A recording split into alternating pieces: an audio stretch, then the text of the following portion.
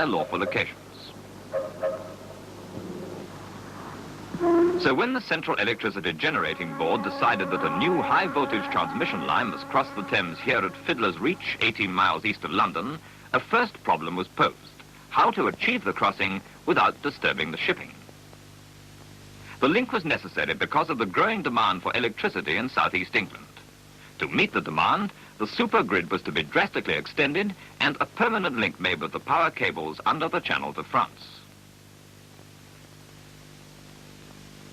Two ways were open: under the wide stretch of busy waterway, or 250 feet above it, out of reach of the tallest ship.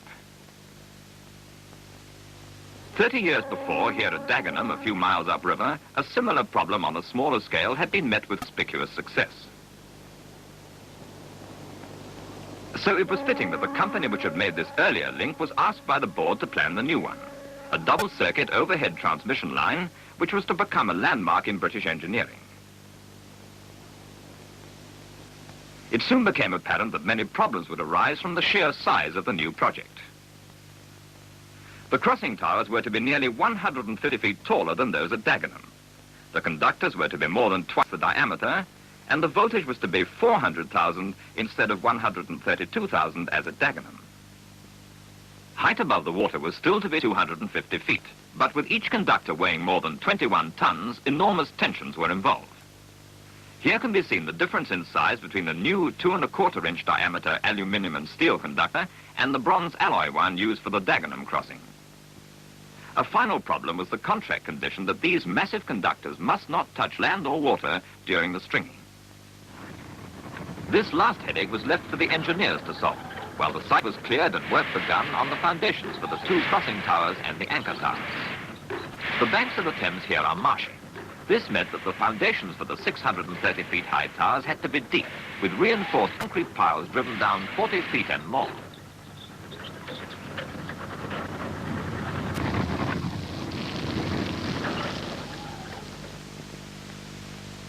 When the foundations were complete, holding down bolt assemblies were lowered into position and aligned with extreme care.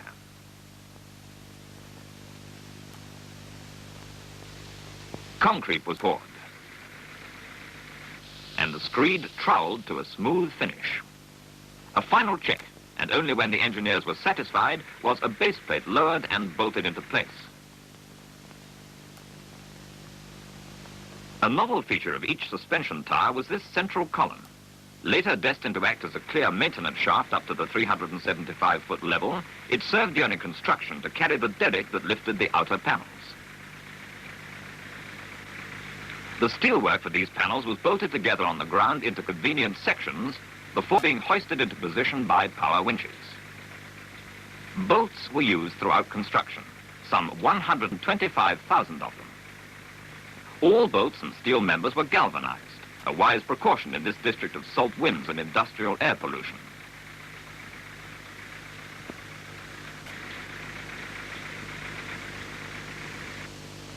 To give some idea of the size of job which these men were tackling, this bottom panel alone, when completed, weighed 70 tons together with the base plates. Panel by panel, the tower rose in a remarkably short time. In a gang of only 10 men put up the first 300 feet, weighing 250 tons, in 3 months. They may look casual, but in reality they work together in a closely knit team, relying on each other implicitly. It is a tribute to their skill and teamwork that the whole project was finally completed ahead of schedule and without a single casualty.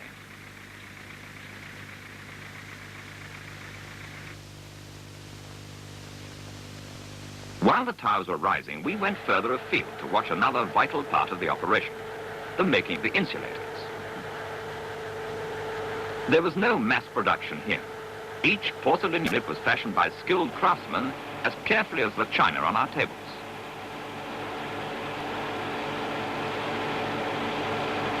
After each unit was shaped, it was dipped in glaze.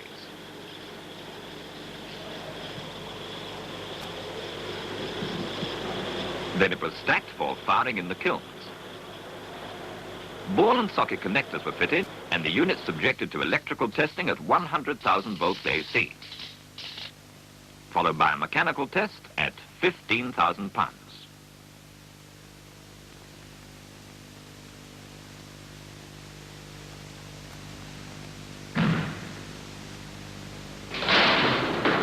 Before being passed for duty, a complete assembly was taken to the National Physical Laboratory and given a flashover test at over 1 million volts.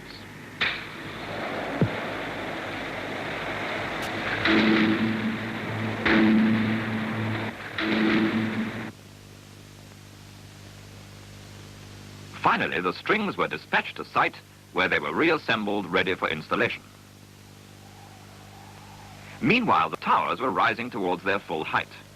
Most awkward and seemingly hazardous operation was the erection of the top maintenance platform, 75 feet long and 615 feet above the Thames.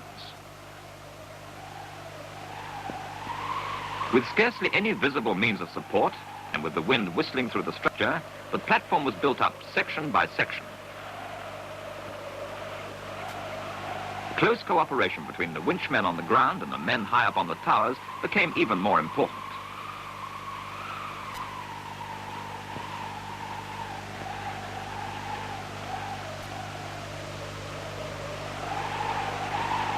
Only when the tower was complete could it be used to hoist the insulators. Complete assemblies weighing 3 tons each and with a braking load of 94 tons were lifted into position ready to receive the conductors, those all-important conductors. To begin with, they were to be the largest of their kind ever used on an overhead transmission line of the British supergrid.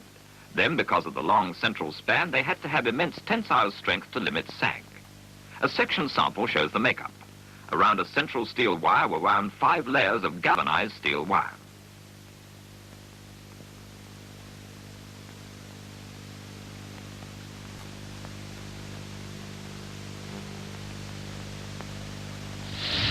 As this strong steel core was wound at the factory, it was thoroughly coated with protective grease.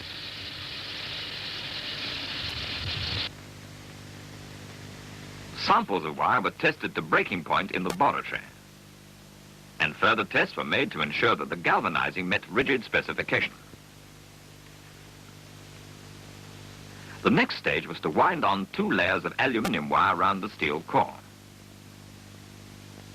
Up to this point, the conductor was ridged, and it was decided to use a special segmental wire for the outer layer.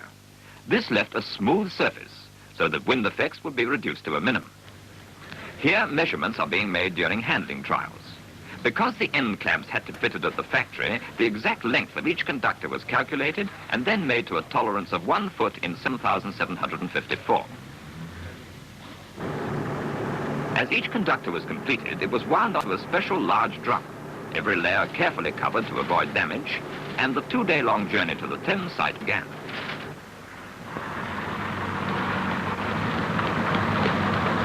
In all, 9 conductors were made, to include 2 spares. All was now set for the most intricate part of the whole venture, stringing of the conductors. With the help of this model to check vital details, the engineers had perfected a method of stringing without the conductors touching land or water on their 1.5-mile journey. First, steel wire track and haulage ropes would be laid on the river bed.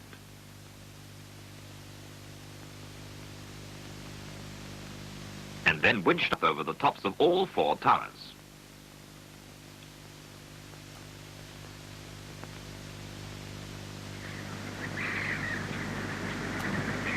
This operation was started from the south bank of the river, and throughout the laying, close radio control with both banks was maintained. Incidentally, getting the ropes wet didn't matter. They were to be removed when the stringing was complete.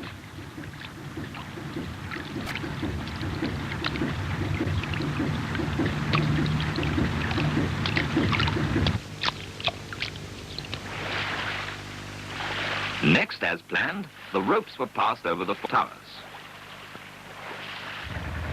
The river was closed to traffic for a brief period at low water, and the track and haulage ropes were winched up.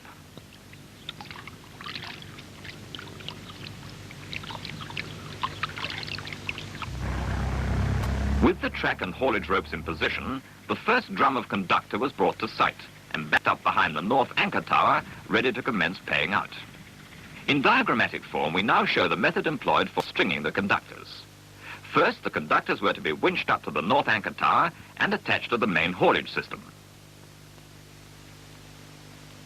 They would then be drawn up towards the first crossing tower, being supported by suspenders placed at 80-foot intervals.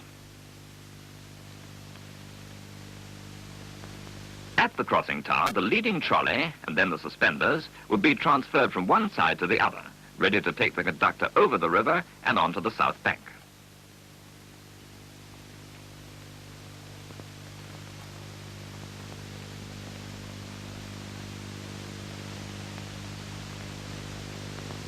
Now the conductor end was fastened to the winch bond and stringing was underway. Slowly and with infinite care, the first conductor was winched up to the top of the north anchor tower, over a roller quadrant, and through to the front working platform, where it was stopped to allow the main haulage system to be attached. The signal to recommence pulling was given, and the conductor started on his journey to the north crossing tower. A measuring device recorded every foot paid out, and at 160 feet, pulling was stopped to allow the first suspender to be fitted.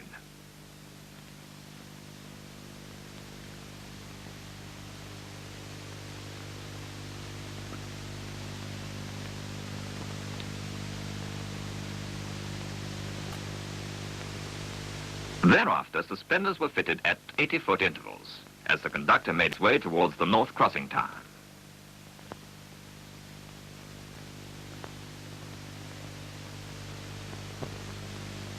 At the north crossing tower, pulling was once again stopped to allow the weight of the conductor to be temporarily transferred to the tower by means of a bond.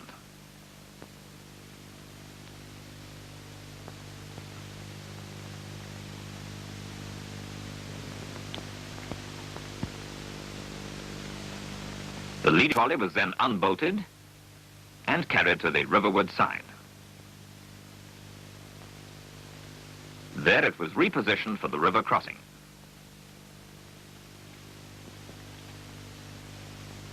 Next, the special cradle was tilted to receive the conductor.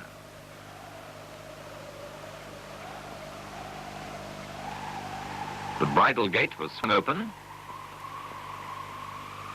The conductor introduced over the first rubber-lined wheel, and the gate closed. The conductor was then reconnected to the leading trolley, after which it was slowly pulled into the river span.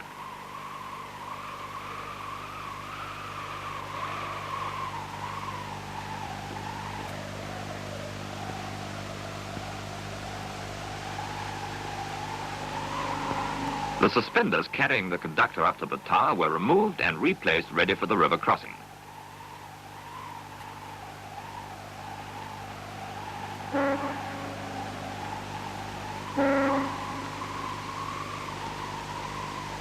The long journey across the main span was begun.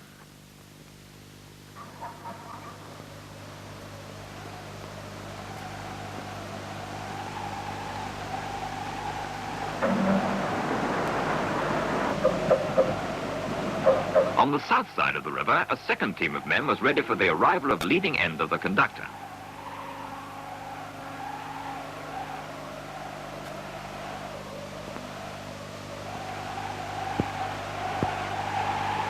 The whole process was repeated as the conductor was fed through the south crossing tower. The speed and skill of the men can be judged from the fact that a running speed of 30 to 40 feet a minute was maintained as the conductor was hauled over. Down now towards the ground and the second anchor tower. Back on the north side of the river, the trailing end of the conductor approaches the top of the north anchor tower.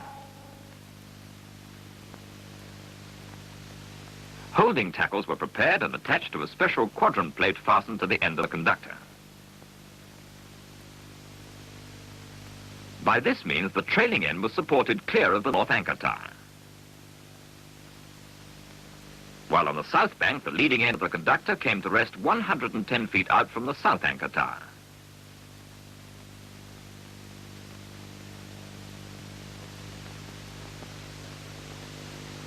To this end of the conductor, a similar plate had to be fitted. On both sides of the river, winches were connected to the ends of the conductor. These winches applied tension simultaneously, and the conductor swung free of the suspenders on which it had been carried on its long journey over the river.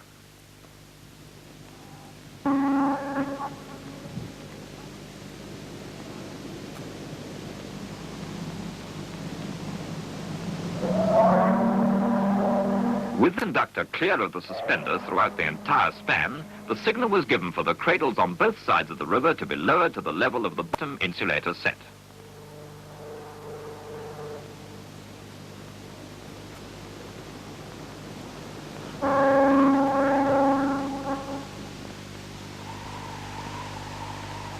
The sag or dip of the conductor was finally checked. After which linkage plates were lifted into position and bolted between the tension insulator set and the quadrant plate.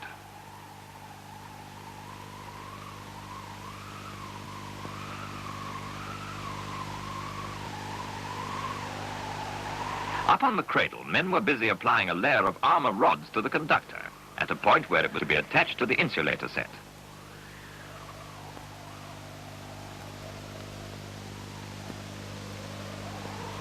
A metal cap was fitted at each end of the armoring, and the conductor, now protected against chafing, was placed in the saddle and linked to the insulator assembly.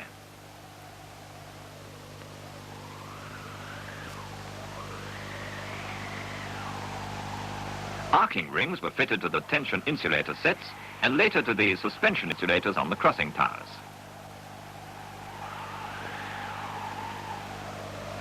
A last refinement was the fitting of vibration dampers.